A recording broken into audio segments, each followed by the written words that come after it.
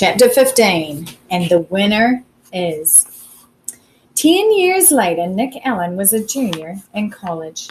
And during November of his junior year, two important things happened.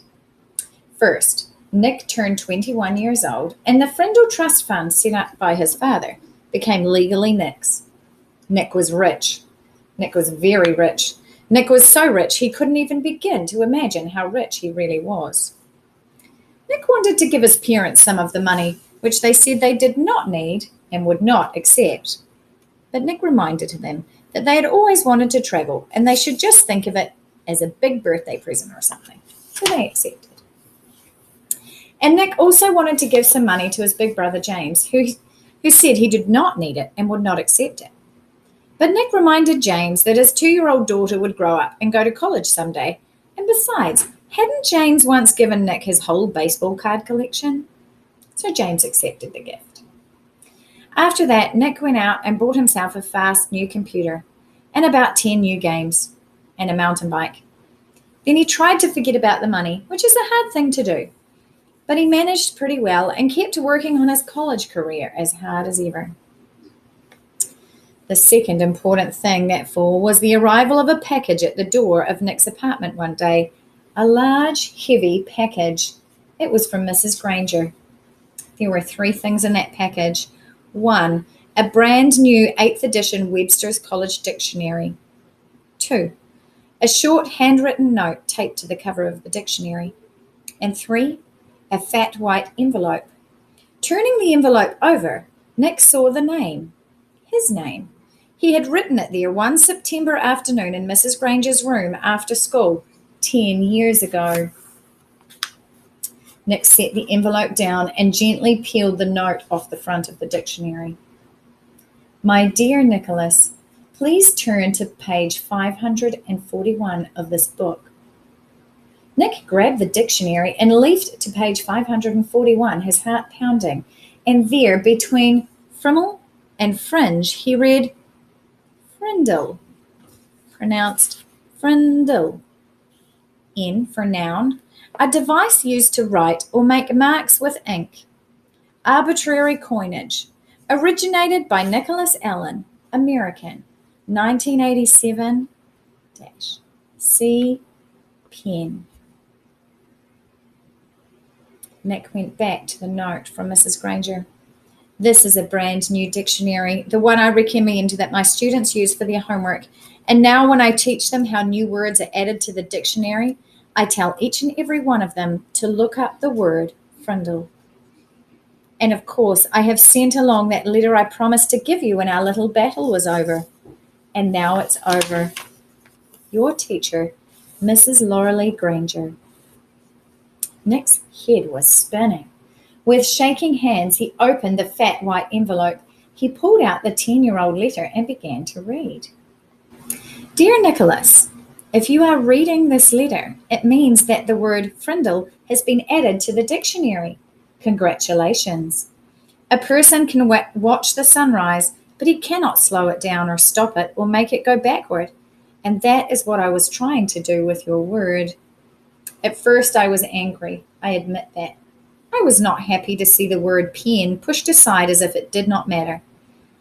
But I guess that if the Latin word for feather had been frindulus instead of penna, then you would have invented the word pen instead. Like the sunrise, some things just have to happen, and all you can really do is watch. The word frindle has existed for less than 3 weeks. I now see that this is the kind of chance that a teacher hopes and dreams about. A chance to see bright young students take an idea they have learned in a boring old classroom and put it to a real test in their own world. I confess that I am very excited to see how it all turns out. I am mostly here to watch it happen. But somehow, I think I have a small part to play in this drama, and I have chosen to be the villain. Every good story needs a bad guy, don't you think? So someday, I will be asking you to forgive me, and I hope you will. Nick, I know you like to think. Please think about this. When I started teaching, no one had landed on the moon. There were no space shuttles, no CNN, no weather satellites, There were no video cassette recorders, no CDs, no computers. The world has changed in a million ways. That is why I have always tried to teach children something that would be useful no matter what. So many things have gone out of date, but after all these years, words are still important. Words are still needed by everyone. Words are used to think with, to write with, to dream with, to hope and pray with. And that is why I love the dictionary. It endures, it works, and as you now know, it also changes and grows. Again, congratulations, and I've enclosed a little present for you. Yours truly, Mrs. Granger.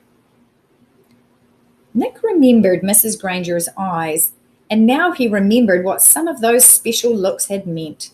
The old fox! She had been rooting for Frindle the whole time. By fighting against it, she had actually helped it along.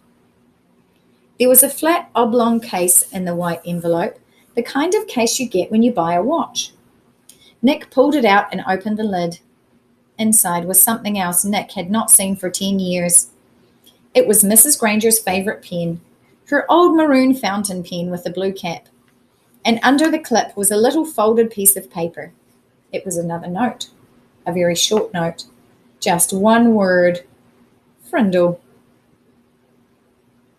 About a month later, something happened over in the old part of Westfield, over where the trees are huge and the houses are small.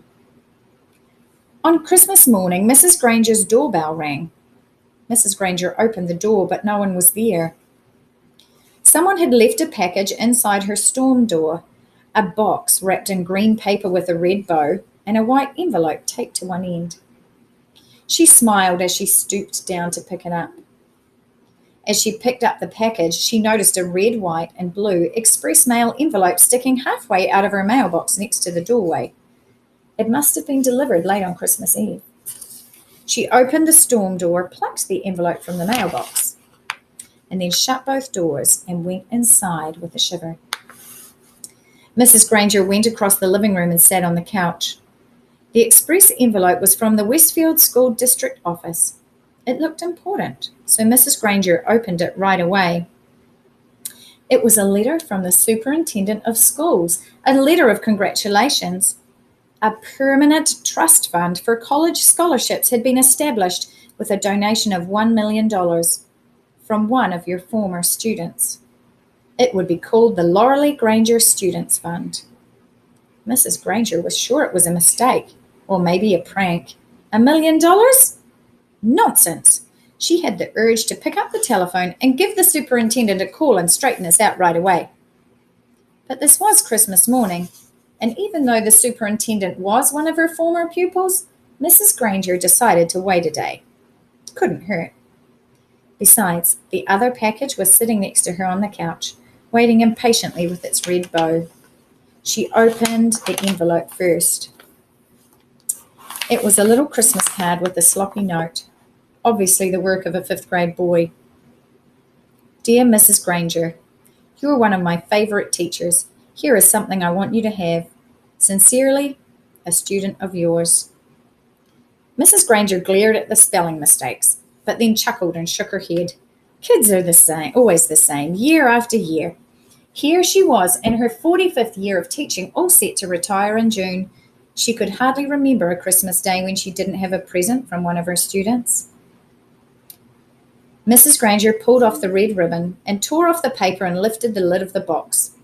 She expected to find something made of yarn and popsicle sticks, or maybe curly macaroni and glue. But instead she found an oblong case covered with blue velvet. She opened the case, and inside was a beautiful gold fountain pen. She picked it up, and it was cool and heavy in her hands. And words were engraved along the pen's shiny barrel, and Mrs. Granger had to slide down to the end of the couch and turn on her reading lamp.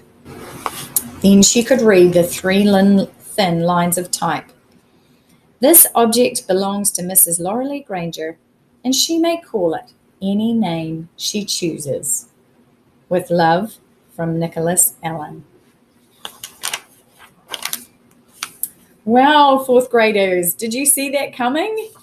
Did you see that Mrs. Granger was really hoping that Frindle would become a new word all along, and that by acting like the bad guy, she was really encouraging the kids to keep on using that word, and it became part of the dictionary. And it really is super amazing to see the word here that Nick can read in the official 8th edition of the Webster's College Dictionary. And when we read the dictionary, it gives us the word, how to pronounce it, the fact that it's a noun, and it says where the word came from. Originated by Nicholas Allen, American, and then it gives his year that he was born, and then it has the dash because he hasn't died yet, he was still alive. So, and C, pen, so it's related to the word pen, or has the same meaning as the word pen. So what a cool ending to the story. So I wonder if you would like to talk about if that was a surprise or not, or what you thought the ending of the story was going to be. I wonder if you've got any comments. Feel free to share. And that is a happy ending before the end of our fall quarter. So happy reading over the winter break.